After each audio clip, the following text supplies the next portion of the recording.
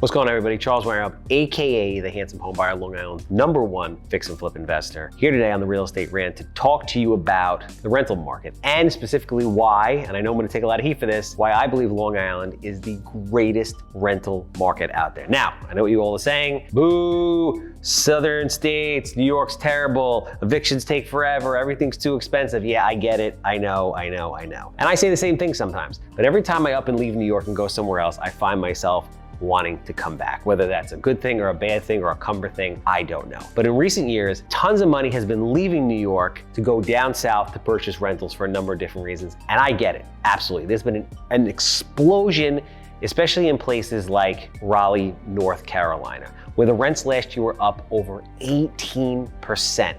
Rents across the country, obviously everything, prices, inflation, everything's through the roof. But last year, Raleigh specifically was up 18% or over 18%. However, times they are a-changing. And this past month, Raleigh had the biggest decrease in rents in any of the top 40 markets. As a matter of fact, 31 of the 40 markets all saw decreases in rent. Raleigh specifically lost 1.1% from October to November, and the trend is to keep going down. Now, that's for a number of different reasons, but the biggest reason is inventory. Raleigh has over 15,000 units under construction at the moment and 8,600 scheduled to begin construction within the next few months. So obviously, it's basic supply and demand, which is exactly why I love Long Island, New York. Now, it can be dirty.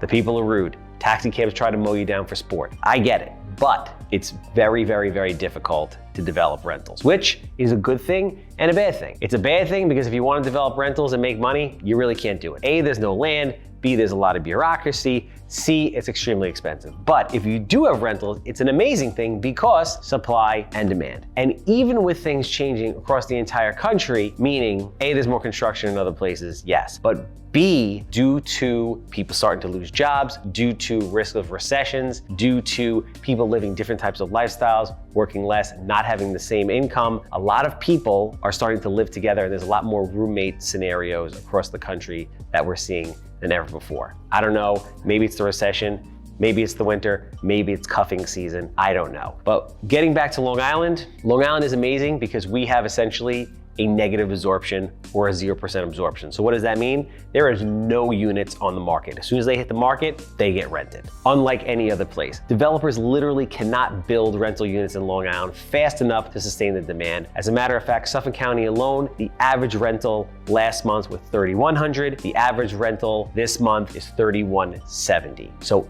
even with the recession, even with inflation, even with prices of real estate dropping in regards to sales, even with whatever construction is out there, rents are still going up. Again, it's a tough place to work, it's expensive, there's a lot of bureaucracy, but at the end of the day, it's my home, I love it, and I'm blessed to have enough rentals where it works. Thank you for checking us out this week.